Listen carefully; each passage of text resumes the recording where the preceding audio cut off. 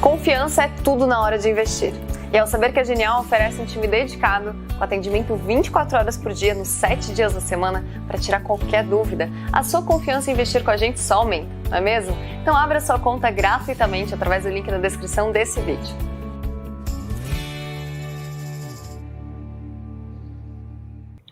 Olá, bom dia, boa tarde, boa noite, dependendo da hora que vocês estiverem vendo aí essa nossa gravação. Nós estamos aqui hoje com o Daniel Wicks.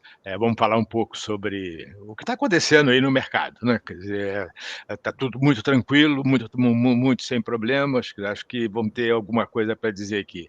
Olá, Daniel, tudo bem? Tudo bom, Zé Márcio? Como vai? Prazer participar aqui com você de novo. Tá, muito bom. Muito obrigado por ter aceito o nosso convite para participar aqui novamente desse Conversa com o Zé Márcio, tá certo? Como é que você está vendo o cenário aí? Muito complicado, pouco complicado? Como é que você acha que a coisa vai se caminhar para o futuro? Eu acho que os dois cenários, né, estão bem complicados, né? Tanto aqui dentro quanto lá fora. Enfim, aqui dentro sempre está complicado, né? Mas eu acho que lá fora está dando uma piorada aí, porque a gente está indo para uma seara que sempre é mais complicada quando a gente começa a ver nessa questão dos bancos, né? Então, assim, eu estou ficando particularmente preocupado, principalmente com a situação nos Estados Unidos, tá? Então, eu acho que o nosso pano de fundo internacional vai ficar bem diferente para frente. Por um lado, é bom, porque assim, o mundo precisava desacelerar, né? Precisava acalmar a inflação, etc. Eu acho que a gente vai caminhar para isso. Mas talvez essa desaceleração que no final era o que o Fed desejava, né, subir juros para desacelerar a economia e acalmar a inflação, talvez seja mais brusca justamente pelo que está acontecendo no sistema bancário nos Estados Unidos, tá? Não que pareça ser qualquer coisa do tipo que foi 2008, né, porque acho que lá tinha um problema de, enfim, os bancos, os ativos dos bancos eram ativos ruins, né, tinha toda a questão do subprime.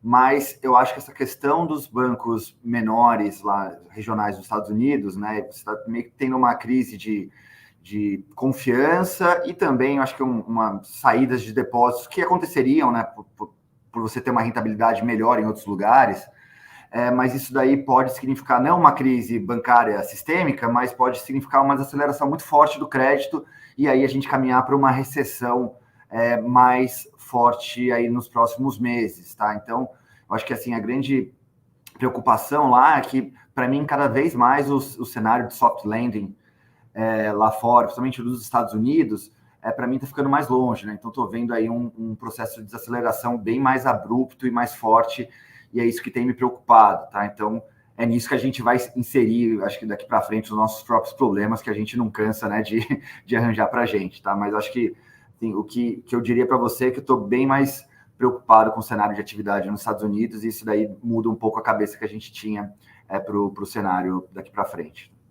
Agora, Daniel, quer dizer, tem uma coisa bem interessante que está acontecendo, que faz parte da discussão no mercado, que é essa questão de que você tem uma crise de crédito, um credit crunch, quer dizer, uma redução, como você está dizendo aí, uma redução da oferta de crédito no mercado, mas, ao mesmo tempo, quer dizer, os bancos centrais, tanto nos Estados Unidos quanto na Europa, estão priorizando o combate à inflação. Como é que alguns economistas são críticos em relação a isso, outros concordam, né? Quer dizer, como é que você vê essa questão? Quer dizer, você acha que realmente essa é a forma correta de fazer? Eu tenho minha opinião, vou falar depois, mas eu acho, quer dizer, essa realmente é a forma correta de fazer, ou você acha que eles estão exagerando nessa questão da priorização da inflação em relação a essa redução na oferta de crédito? Não, eu acho que você, de fato, tem dois instrumentos para dois objetivos, né? No entanto, essas coisas são muito entrelaçadas, né? O que vai acontecer no sistema bancário e na oferta de crédito vai impactar, no final do dia, o que acontece na economia, e então vai impactar, né, o outro problema do Fed, que é a questão da inflação. Eu acho que os dois bancos centrais foram muito bem, tá? Eu acho que, enfim, o Fed, né, meio que tinha... vamos lá, voltando, um passo atrás. A gente descobriu que a situação de inflação nos Estados Unidos era muito pior do que a gente imaginava, né? A gente teve revisões de dados para trás, que mostraram uma dinâmica bem pior, né? De uma inflação mais alta e teimosa em cair, e ao mesmo tempo que a gente viu uma atividade também que foi muito mais forte. A parte da atividade, eu acho que tem muito ruído nisso daí, eu acho que a gente vai ver os dados de março um pouco mais tranquilos do que a gente viu em janeiro e fevereiro, os ajustes sazonais estão todos esquisitos, pós-pandemia, tem a questão do clima mais quente, né, que faz diferença no inverno americano. Então, acho que assim, o Fed ficou muito mais preocupado, sinalizou que ia dar 50, e aí começou a pipocar essa questão dos bancos, né? O que ele fez, né, ele tirou o pé, deu mais uma de 25, e eu acho que foi a última de 25. Eu senti o discurso do Powell, ele muito mais preocupado com essa questão do crédito. Não que você vai ter uma crise, né, financeira, como 2008, mas que uma parte do trabalho dele, que era desacelerar a atividade, e que até então a gente estava com dúvidas, porque os dados vieram mais fortes, e a inflação, né, era um problema pior ainda. Acho que boa parte desse trabalho, essa restrição de crédito, né, esse credit crunch que a gente deve ver, que a gente acho que está começando a ver, vai fazer esse trabalho, né? Então você consegue meio que fazer uma equivalência, né? É difícil fazer essa conta, mas você tem estimativas assim de quanto que esse aperto, né, na oferta de crédito vai significar para uma desaceleração mais forte da atividade à frente, né? Então, de certa maneira, eu acho que o Fed, enfim, deu mais uma de 25, tem, né, um pouco de crítica se ele deveria ter dado ou não, mas eu acho que assim, nesse primeiro momento, dado que você não sabe ainda qual é a extensão do problema de crédito, mas sabe sim qual é a extensão do seu problema de inflação, ele foi, né, conservador, deu o que o mercado estava precificando e deu uma mensagem mais dovish, assim, falando, olha, agora a gente para ver e analisar. Então, acho que assim, ele foi conservador. O meu medo, se ele não tivesse dado os 25, ele poderia também, né, soar um pouco alarmista demais. Então tem aquela coisa, né, ele tem que lidar com o psicológico do mercado também, né? Então acho que foi uma boa solução. O ECB, eu acho que ele fez bem em subir 50, acho que ele vai acabar subindo mais, porque eu acho que ali, né, o problema que a gente teve no Credit Suisse lá, assim, é um banco com muitos problemas há muitos anos, parece ser uma coisa mais pontual, e a gente não estava vendo essas, né, saídas de depósito dos bancos, então parecia que estava com a liquidez ok. No entanto, hoje, né, a gente começou a ver o Deutsche Bank, né, piorando um pouco. Então, assim, acho que a gente tem que olhar, né? Acho que o que os bancos centrais precisam agora é tempo para olhar, mas eu acho que o ECB está numa posição mais ingrata do que o Fed, porque primeiro que assim, o problema bancário não parece ser lá, tá? O CS parece ser uma coisa pontual, vamos monitorar o Deutsche para ver se tem alguma outra coisa ali, mas ele está mais atrasado nesse combate de inflação, né? Então, acho que ele deve continuar subindo aí em passos de 25, né, mais cautelosamente, mas o Fed, eu acho que ele fez a coisa certa em falar, olha, uma parte do trabalho que eu imaginava que teria que fazer, por causa dos dados, né, de atividade e inflação mais fortes, essa parte esse credit crunch vai fazer por mim, né? Então, assim, eu entendo que tem uma separação, né, nos dois instrumentos, dos dois problemas, da inflação alta e a crise de crédito, e a crise bancária, né? Mas eu acho que tem interligação e é dessa forma que o Fed está olhando que eu concordo relativamente, tá? Mas estou curioso para ouvir sua visão, né, nesse aspecto. Quer dizer, na verdade, a gente tem o meu cenário é bem parecido com o seu, tá certo? Acho que você tem um pouco de razão, mas eu tenho uma preocupação adicional, que é o seguinte: primeiro, a gente ainda tem taxas maiores, quer dizer, os salários continuam caindo em termos reais, mas o aumento de salários é maior do que a meta para a inflação. Essa combinação, você acha que ela é suficiente para desacelerar o mercado de trabalho, dado a crise de crédito? Essa é a minha grande dúvida, né? Quer dizer, se a crise de crédito por si só vai ser suficiente para jogar a inflação para baixo, de tal forma que a taxa de juros real se torne positiva, que acho que esse é um ponto super importante. A gente tem uma taxa de juros real bastante negativa ainda nos Estados Unidos. Qual é a sua avaliação? Concordo.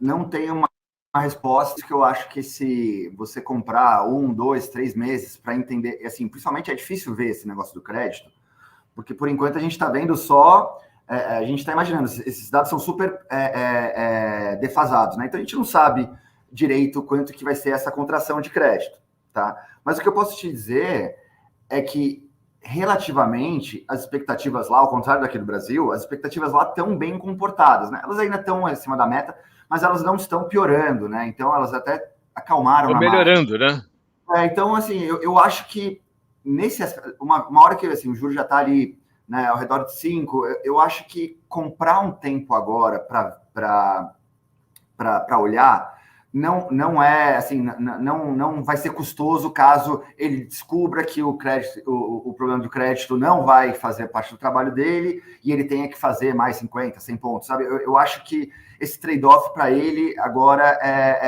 é ok, ele não vai ter um grande custo. Por outro lado, assim, se for, talvez eu esteja, não sei se eu estou mais pessimista que você, mas assim, se for uma parada de crédito muito forte, né? Assim, a gente pode até. E o mercado está até precificando quedas, né? Depois da próxima reunião, tem já quedas no mercado, que eu acho que é um pouco exagerado demais, mas assim, tem chance desse negócio tirar 1%, 1,5% do PIB, né? Então, eu acho que a cautela agora, como as expectativas relativamente ancoradas, né? Ou perto da meta, eu acho que tem pouco custo. Então, eu acho que é meio nesse sentido que os dados vão nos dizer, né, se ele vai ter que fazer mais ou não, mas eu seria um pouco mais cauteloso nesse momento do ciclo, tá? Mas concordo com você, o mercado de trabalho ainda está bem resiliente. Estou bastante curioso para ver o payroll, né, que vai sair na sexta-feira santa, né? Então ainda vai sair num dia com o mercado fechado aqui e tal, mas estou curioso para ver, porque também talvez, eu acho que o payroll, né, a geração de vaga foi muito forte, né? E isso assustou, e eu tenho dúvidas de quanto foi essa questão sazonal, está muito tempo. forte. Exato. Então, assim, quero ver limpando essa questão sazonal de janeiro e fevereiro, se a gente pode ter acho que sei lá, um cenário um pouco mais claro do que realmente qual que é o estado da arte ali do mercado de trabalho. Então, tudo para dizer que, assim, nessa taxa de juros, e nesse ponto do ciclo, e as dúvidas que eu tenho com a atividade e sobre o crédito, eu acho que parar para ver é uma boa, não vai ser custoso, porque as expectativas estão relativamente ancoradas e melhoraram na margem, tá? Agora, Daniel, quer dizer, a taxa de juros nos Estados Unidos ainda está relativamente baixa, se comparado com o período pré-2008, obviamente. A partir de 2008, as taxas de juros caíram muito, mudaram de patamar, tá certo? Não te surpreende o fato de que o sistema bancário americano esteja dando esse tipo de problema com taxas de juros ainda relativamente baixas? Será que os bancos americanos não estão viciados em taxas de juros muito baixas? Exatamente essa é a minha preocupação, porque quando eu olho o balanço do Fed e as taxas, assim, o balanço do Fed, ele está, né, acima de 8 tri e tanto ainda, ou seja, você começou a fazer um quantitative tightening, né, assim, marginal, suave, o balanço está nas alturas, e como você falou, assim, né, não é que a gente levou a taxa de juros lá para 10, né, você está, enfim, se você olhar uma trajetória mais longa, ela voltou ali para níveis que foram bastante normais antes da crise de 2008. Então, sim, e por isso que me preocupa assim, a gente começou a puxar, né, com esse taxa de juros em 5, um fio ali desse novelo aí dos bancos, e eu não sei o que enfim, você desmamar esse juro baixo, o que vai significar lá para o sistema financeiro. Então, sim, me surpreende muito e me preocupa, né, porque... Enfim, eu acho que provavelmente o que está errado talvez seja a regulação desses bancos menores, né? A forma que eles estão gerindo os seus balanços, né? Assim, o que aconteceu lá no Silicon Valley Bank foi assim, claramente um negócio que daria para pegar, né, uma má administração ali do balanço do banco, né? Que eu não vejo os bancos aqui no Brasil, por exemplo, fazendo, né? Que a gente é só comparar, né? O juro saiu daqui de 12 para quase 14. E os bancos estão aqui firmes e fortes, né? Você não está vendo esse tipo de coisa. Então, sim, eu acho que tem um vício ali que vai ter, e eu não sei como vai ser a abstinência, né, desse juro baixo lá para o sistema financeiro, né? Então, estou curioso para ver aí os próximos capítulos dessa novela. Eu acho que isso a mim me preocupa muito, porque realmente, quer dizer, eu acho que com essa taxa de juros você gerar uma crise de crédito desse tamanho, né, quer dizer, é muito estranho, né, tem alguma coisa errada aí nesse processo. Provavelmente é isso, porque eu tenho a tendência a acreditar que a razão pela qual o sistema bancário americano está com problema é porque as taxas de juros ficaram muito baixas durante muito tempo, tá certo? Como ficaram muito baixas durante muito tempo, a única forma de ter lucro é arriscando mais, né? Quer dizer, então os bancos estão arriscando mais do que deveriam, entre aspas, né? Quer dizer, eu acho que esse é um ponto importante. E aí, quer dizer, essa trajetória de aumentar a taxa de juros se torna extremamente perigosa, né? Quer dizer, que é o que está acontecendo, é esse o problema que a gente está vendo aí nesse momento, né? Quer dizer, então, parar agora tem esse problema, né? Quer dizer, como é que faz, tá certo? E E tem o um Fed, risco. de fato, tá entre a cruz e a espada, né, Zé? Porque, assim, com a inflação ainda onde está, não tem como, assim, a put do Fed, não tem como ele começar a cortar. Então, assim, você está com os seus graus de liberdade para mexer ali tão bem complicados mesmo, né? Então, acho que assim, meio preocupante mesmo o cenário que pode se desenvolver daqui para frente. Assim, foi tudo induzido, né, pelo próprio Fed. Assim, a inflação, né, foi Fed e o lado fiscal, né? Mas, assim, todos esses kiwis e tal, acho que talvez esteja chegando a conta, né? Então, é preocupante mesmo e não tem muito o que fazer. Não dá para você interromper o seu processo de desinflação simplesmente porque isso está acontecendo, né? Então, por isso que eu acho que, assim, se o processo de desinflação vai acontecer esse primeiro movimento vai ajudar o processo de desinflação, ok. Agora, se a gente continuar vendo a inflação acelerar e ela não convergir, expectativas piorarem e os bancos piorarem também, aí a gente está no pior dos mundos, né? Porque eles vão ter que continuar subindo e a gente vai ver mais corpo boiando, né? Então é preocupante. Na verdade, um risco que eu vejo nessa questão do Fed, e acho que o Fed fez bem em aumentar a taxa de juros agora, na última reunião, é o fato de que se o Fed parar de aumentar juros com a inflação nesse nível, as expectativas, isso pode afetar negativamente as expectativas para a inflação, porque na minha avaliação, uma das razões pelas quais a expectativa está bastante bem comportada nos Estados Unidos é a percepção de que o Fed está priorizando o combate à inflação neste momento, tá certo? Isso está indicando aos agentes, de modo geral, que, olha, que o Fed só vai parar quando a inflação começar a ceder de verdade. Se o Fed parar agora, tá certo, com essa inflação em 6,5, quase 7, tá certo, como é que isso vai afetar as expectativas? Acho que esse é um ponto importante. A outra coisa que me preocupa também é que o governo está com uma política fiscal muito agressiva, continua com a política fiscal muito agressiva e não parece que vai mudar o grau de agressividade da política fiscal. Essa combinação é muito preocupante, né? Quer dizer, se para, pode afetar as expectativas, se não para, pode afetar o crédito. Por outro lado, o governo não colabora com uma redução nos incentivos fiscais. Então, é uma situação, a meu ver, bastante complicada para o Fed, né? Quer dizer, e eu acho que tem um outro ponto importante, aí já é do lado negativo, eu acho que o Powell vai muito para lá e para cá.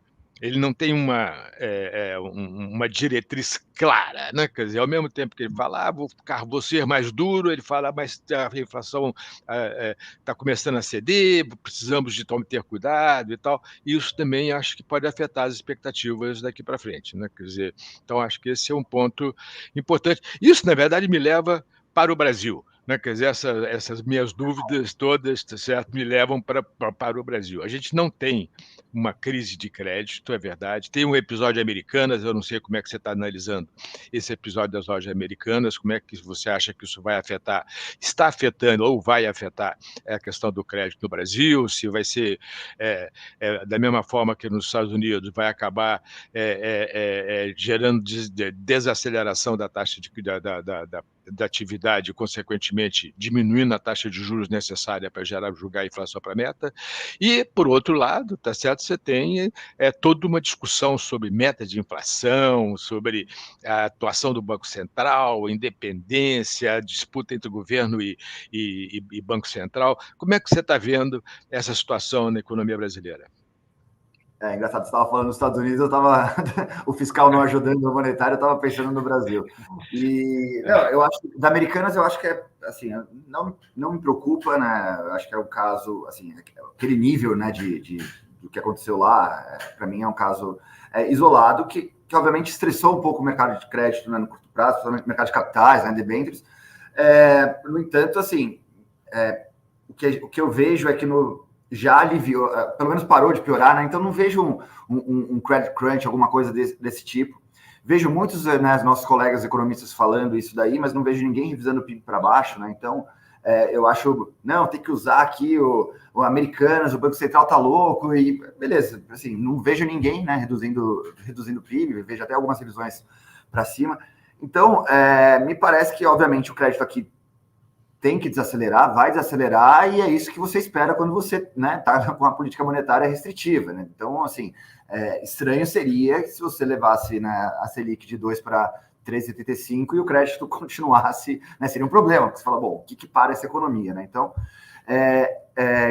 assim, não acho que isso daí seja um grande issue. Obviamente, acho que o Banco Central fez certo. Olha, tem essa questão, até agora enfim, não assusta, dado o ponto do ciclo de crédito que a gente imaginaria, dada a contração monetária que foi feita.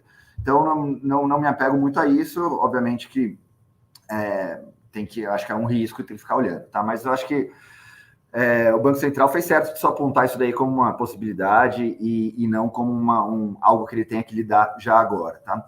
Sobre o resto, assim, para mim, claramente tem uma rota de colisão muito forte entre o governo e o Banco Central, que, assim, iria acontecer de qualquer maneira se o Roberto Campos mantesse o livro-texto embaixo do braço, né, que eu acho que é o que ele fez. O Lula, né, foi eleito e é engraçado, porque na minha cabeça, assim, o Lula foi eleito a uma grande rejeição ao Bolsonaro, e não porque a população elegeu o programa de governo dele ou as ideias econômicas, né? Mas ele tem governado como se, né, 90% da população tivesse escolhido o programa econômico dele, e está indo numa rota de colisão. Ele falou, olha, assim, o ajuste fiscal é inexistente, né, Zé? Assim, um governo, ouviu o Haddad, que está lá tentando, né, falar que está fazendo um ajuste fiscal, ou fazendo um arcabouço fiscal, quando os caras se esforçaram da maneira que fizeram para aprovar a PEC, né, da transição, que é aquela PEC da gastança. Assim, é um governo que claramente não é comprometido com o lado fiscal, né, e eu sou muito cético com qualquer arcabouço fiscal que eles tenham, que eles tentem fazer. Primeiro que eu acho que já vem uma coisa bem flexível, né, da Fazenda, que vai ser mais flexibilizada ainda pela ala política, né, pelo Lula no governo, e não vai ser o Congresso que vai botar freio em gasto, né? Então, assim, eu acho que vem uma coisa ruim, assim, a política fiscal vai continuar expansionista. Dito isso, assim, eles estão muito com esse negócio de ter que ser anticíclico, né? Assim, eles não querem deixar o ciclo acontecer e a inflação arrefecer, né? Então, eu acho que o Banco Central pega e fala, bom, beleza, não tem uma grande ajuda aqui do fiscal, mas, né, eu acho que eles até estão dando estão até bastante boa vontade com essa questão do arcabouço fiscal, que ninguém sabe qual que é, mas eles estão ali até receptivos, né? Vamos ver o que o Haddad vai apresentar. Mas, assim, o Banco Central olha de um Copom para o outro, a alta das expectativas que a gente viu, as expectativas longas, né? Então, essa é o que eu acho que é a grande diferença para o Fed. O Fed está relativamente tranquilo com isso daí. Agora, assim, o Banco Central brasileiro, assim, tomou um grande choque de expectativas, né, para cima, que é uma coisa que nenhum banqueiro central gosta de ver, né? A inflação, né, os núcleos pioraram para caramba, né? Então, vejo, né, alguns economistas, mas a inflação vai estar em 3,5% no meio do ano. Assim, por efeito base, eu acho que vamos olhar o núcleo da inflação, vamos ver aqui, assim, como que está a cara da inflação. Ela está ruim, né? Ela saiu lá de 10 e parou em 6. Então, assim, a inflação estacionou num nível bem ruim, bem alto, né? 6% é o dobro da meta. Na verdade, o núcleo está maior ainda. Na margem, o núcleo está maior ainda, né? Isso, na margem ele até deu uma pioradinha. Então, assim, complicado, né? E aí, Americanas, todo mundo revisando o PIB, assim, o PIB era, né? Lembra que no meio do ano passado, o PIB ano que vem vai ser 0 e tal. As nossas contas aqui, com esse setor agro, assim, o PIB vai ser 1%, 1,2%. Então, assim, não estou vendo... assim, tem uma desaceleração? Tem, mas não estou vendo, assim, aquela mega desaceleração que eu imaginaria com uma taxa de juros tão restritiva. Então, por quê? Porque, por outro lado, também o governo está com o pé no acelerador do fiscal. Cara, tudo isso daí, assim, não tem espaço para o Banco Central cortar juros, a não ser que ele queira vestir a máscara do Tombini e repetir o que fizeram lá em 2011, né? Quando se deu um cavalo de pau lá, inventou uma desculpa, que é a crise europeia, etc. Assim, olhando tecnicamente, livro-texto embaixo do braço, não tem como cortar juros. Então, dito isso, o governo do Lula fala, olha, eu não vou melhorar o fiscal, minha política fiscal é essa, e o Roberto Campos, eu acho que acertadamente, falou assim, se é essa a sua política fiscal e eu não vou mudar minha política monetária, né? E isso daí está indo para uma colisão que, assim, pode ser ruim, né? Politicamente, eu acho que o Haddad, né, fica ali meio que ele é, por incrível que pareça, né, mais razoável do que o resto do governo, tentando, né, gerar algum tipo de acomodação entre o Banco Central e a ala política, mas, assim, parece que é uma relação que não vai dar certo, né? Porque, você já não tem uma ancoragem fiscal, não tem como o Roberto Campos, só pela pressão política, abandonar a ancoragem monetária, né? E, assim, de fato, o juro está muito alto, né? Então, assim, eu acho que a gente pode estar discutindo dominância fiscal daqui a pouco. E se estiver discutindo, não é um problema do Roberto Campos, é um problema do fiscal, né? Então, assim, eu acho que cenários sombrios aí à frente, tá? Porque eu não vejo espaço para cortar, só que eu sei que em algum momento isso vai acontecer porque... Enfim, vão colocar novos diretores, ano que vem vão ter, né, mais outros, né, tem 2 novos diretores agora, outros 2 ano que vem, pode vir um que já seja, né, o próximo presidente, começam a minar o Roberto Campos, e aí a gente vai ver corte de juros com um fiscal muito ruim, e aí para mim, e eu falo tudo isso assim com um grande pessimismo, mas eu olho o mercado de juros e está um pessimismo gigantesco, né? Porque as taxas longas, né, a NTNB está lá em 6,5, as implícitas estão acima de 6,5. Então, assim, tem muita coisa ruim no preço, mas é com razão, né? Porque é a receita do desastre esse país, né? Agora, na sua avaliação, de que forma essa discussão sobre as metas, aumentar a meta, não aumentar a meta e tal, está afetando as expectativas? Por que você acha que as expectativas estão tão desancoradas, mesmo com uma taxa de juros tão alta? Quer dizer, e a economia desacelerando, esse é um ponto importante. Eu acho que a discussão da meta, né, que não foi o Roberto Campos que trouxe, né, foi o governo que trouxe, eu acho que está cobrando seu preço. Eu acho que muito disso né, o que a gente viu até agora é a mudança de meta, sim. A possibilidade de mudança de meta. Porque assim, está no pior dos mundos, né? Porque você não, o Banco Central está mirando uma meta e o governo está falando que a meta é outra, né? E aí você fica nesse mata-burro aí que você não vai para lugar nenhum. Eu acho que tem muito da meta, mas assim, quando eu olho, mesmo antes daquela primeira entrevista que o Lula falou da meta, a gente já estava vendo as expectativas do Focus e do mercado, né, das implícitas, né, nos títulos públicos, subindo, basicamente porque você teve, né, um evento fiscal, que foi essa PEC da transição, que foi, enfim, horroroso. E aí, assim, mesmo mudando a meta, que eu acho que eles vão fazer em junho, devem mudar a meta para 4, sei lá, 4,5, mas imagino que 4. Ainda assim, sem a ancoragem fiscal, assim, eu acho que as expectativas vão continuar subindo, né? Então, assim, eu acho que não deveria mudar a meta, mas eu acho que se mudar a meta, você vai ainda ter um gap de, né? Então, assim, se o Focus está 100 pontos acima da meta, eu acho que quando a gente mudar a meta para 4, o Focus vai para 5, sabe? Eu acho que ele vai continuar tendo esse delta aí, que foi mais ou menos o que aconteceu com o Tomini. A meta era 4,5 e as expectativas eram 5,5, 6. Então, assim, me parece que, assim, da forma que... Assim, não me incomoda só a discussão da meta. Eu acho que isso daí a gente só vai definir a partir da onde que a gente vai colocar um prêmio a mais, né, de inflação do fiscal que não vai ter coragem, tá? Então, assim, obviamente a gente está no pior momento, mas esse negócio da meta, para mim, vai acabar levando a mudança da meta, mas ainda assim não vai permitir que o Banco Central corte os juros, porque você vai estar ainda piorando né, adicionalmente as expectativas. Né? Quer dizer, mas a gente tem uma crise de crédito lá fora. A gente tem um problema aqui dentro de compatibilizar a política fiscal com a política monetária. A gente tem um problema de credibilidade das políticas fiscais que são importantes.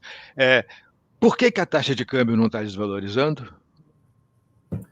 Então, é interessante, porque a taxa de câmbio não está desvalorizando, né? Porque você vê, ela está ali, né? 5,20, 5,30. Ela está mais ou menos parada desde junho do ano passado. Isso, está parada desde junho do ano passado. Mas lá fora, né, o dólar global lá fora, a partir de novembro, ele deu uma mega desvalorizada, ou seja, todas as moedas, né, subiram em relação ao dólar. E o real não, né? Então, assim, em termos relativos, o real performou muito mal, né? Então, assim, ele não surfou. Então, assim, o mundo está meio que anestesiando nesse aspecto, porque a gente olha só o dólar contra o real, né?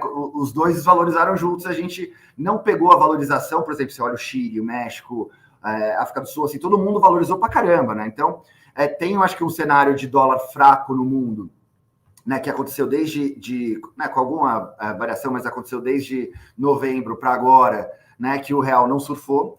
E outra coisa, o Brasil, eu acho que diferente lá de 2014, 15, né, que foi o debate do governo Dilma, né, que foi quando explodiu tudo o mercado aqui, olhando para o que a gente tem nos mercados lá fora até agora, né, a gente ainda tem commodities relativamente altas, né? Se o petróleo caiu, mas assim, no geral, o nosso termo de troca está relativamente mais forte. Lá em 2014, 2015, a gente viu assim, as commodities derretendo, né? Então, como a gente tem o processo de reabertura da China, acho que isso daí dá um suporte de commodities, isso daí também ajuda o nosso câmbio. E outra coisa, né? A gente está tendo uma super safra, né? Isso que vai ajudar o PIB, né, a crescer esse ano, ajuda muito o nosso balanço comercial. A balança comercial ano passado foi 62 bi, e esse ano eu vejo ser, sei lá, 70, 75, até 80 bi. A gente tem um colchão externo, né, das contas externas, né, aí não é nem o mercado, as contas externas, nosso balanço de pagamentos. Nossa conta corrente vai melhorar esse ano, né, deve ir mais para perto de 2,5%, 2%, ao contrário lá do tempo da Dilma, né, que estava rodando em 4, 4,5%. Na Dilma, a gente chegou a ter balança comercial negativa. Hoje a gente está falando de uma balança positiva, aí, de 70 bi, para ser conservador.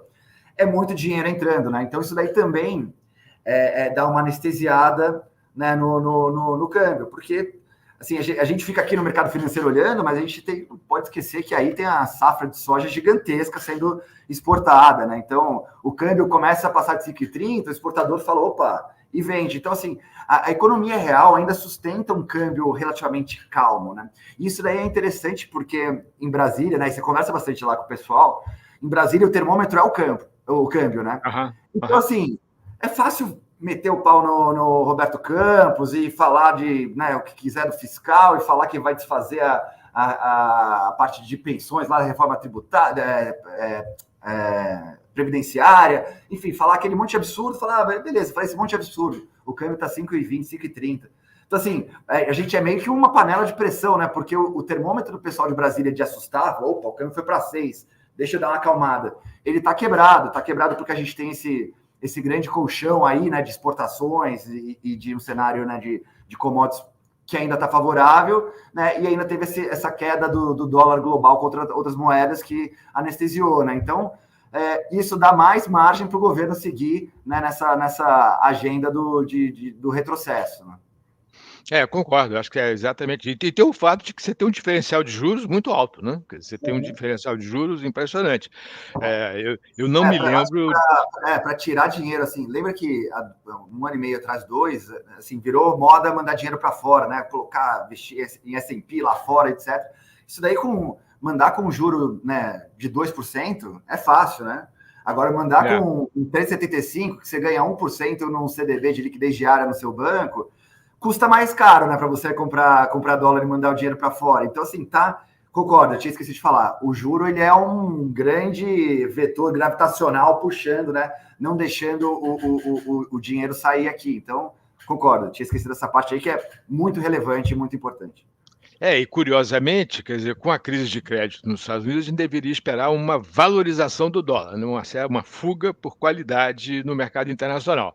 E isso pode afetar, quer dizer, a taxa de câmbio no Brasil. Acho que isso também é uma preocupação, né? Quer dizer, eu acho que isso também me preocupa, porque, quer dizer, se realmente começar a afetar o preço do dólar no mercado internacional, isso pode contaminar aqui no Brasil, e uma desvalorização cambial forte pode ser bastante ruim do ponto de vista de política fiscal, política monetária, etc., né? Então, acho que esse é um ponto importante. Daniel, quer dizer, você falou em dominância fiscal. Qual é a sua expectativa? O que? Você vai ter essa dominância fiscal? Qual é a sua expectativa para a trajetória da relação dívida-PIB? Acho que é melhor perguntar dessa forma. Então, eu tenho pensado assim, eu vejo ela crescente, não vejo ela estabilizando. Eu até imagino que a Fazenda consiga fazer para a gente um PowerPoint que vai mostrar as coisas, né, convergindo, porque assim, o Excel, ele aceita tudo, né? Você coloca lá 3% de crescimento, coloca uma recuperação da receita que vem não sei da onde, enfim, né? Dá para você fazer a mágica lá e mostrar um negócio bonito, né? Mas, assim, vendo todo mundo que faz conta, e você precisa ter um superávit primário ao redor de 2%, e, assim, haja receita para recompor, né? Não vejo o Congresso aceitando subir muito tributo. Então, assim, o governo não quer cortar gastos, né? Quer ter um aumento de gastos para frente e, assim, vai ser muito difícil aumentar imposto, né? Então, assim, eu acho que a dívida vai para cima de 100 até 2030, mas aí você fala, pô, mas se vai para cima de 100, por que o mercado está relativamente tranquilo, né? Que eu acho que, bom, se você estiver olhando o câmbio, né, a gente conversou um pouco sobre isso, eu acho que ele tem essas coisas que dão, né, parece que está tranquilo ali, né, dá uma acalmada. Mas, assim, olhando a curva de juros, eu acho que tem muita coisa no preço aí de um cenário bem complicado. E a 6,5% de juro real, essa dívida fica ainda mais explosiva, né? Então, assim, a gente está meio que num mundo maluco, né? Que, assim, ou vai ser muito pior do que isso, ou vai ter que acontecer alguma coisa para melhorar muito mais do que isso, né? Porque se você não aguenta, com uma dívida desse tamanho, ficar num juro real de 6,5%, né? Então, a gente está numa situação complicada. Dito isso, eu acho que, assim, a dívida vai piorando gradativamente. A gente acha que para o final desse ano, né, você já vai ali para alguma coisa perto de 77, 78, né? E aí você vai... Só que, assim, a gente fazendo as contas aqui, no fim do mandato do Lula, você estaria ali a 87. Não sei o quanto que né, eu vejo que os gringos são mais complacentes, né, ou aceitam mais esse lado fiscal. Eu falo com o pessoal lá de fora, falo, mas, né, o fiscal no mundo inteiro tá assim, as dívidas estão crescendo no mundo inteiro. Eu sou mais preocupado, tá? Mas a gente fecharia ali o mandato do Lula com 87. 87 foi o que a gente teve, né, no auge da pandemia ali, né?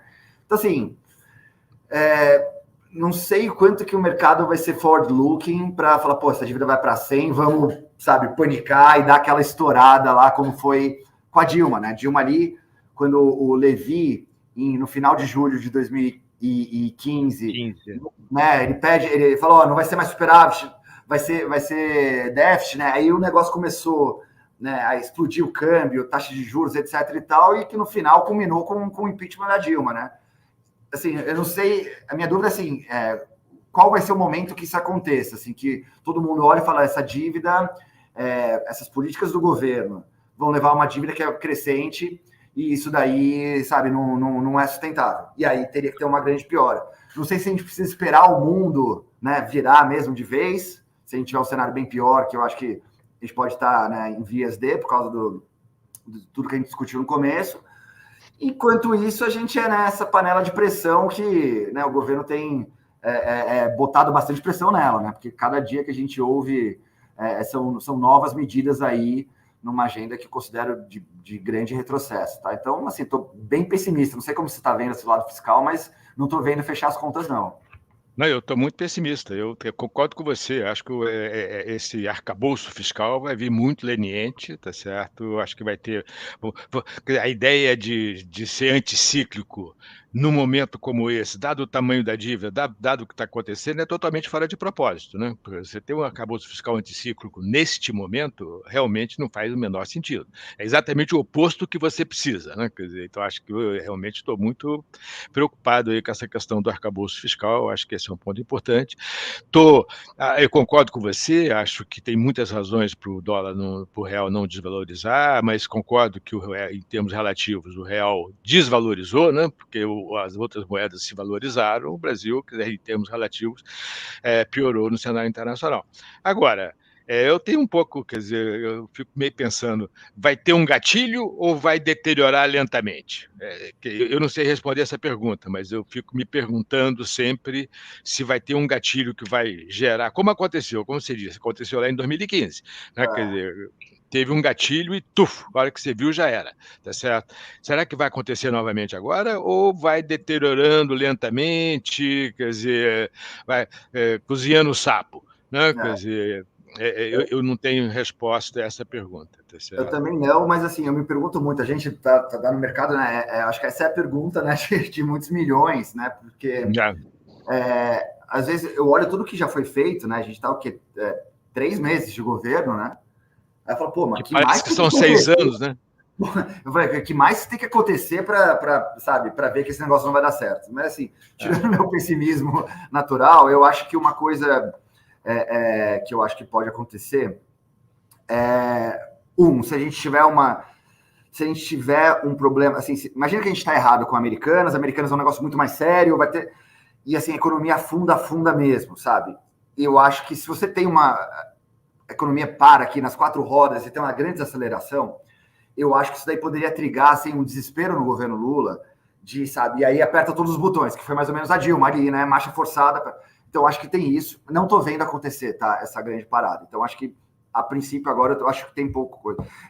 Outra coisa que eu acho que pode ter você ter uma mudança muito significativa de política monetária. Assim, eu não acho que o governo consiga tirar o Roberto Campos no Senado.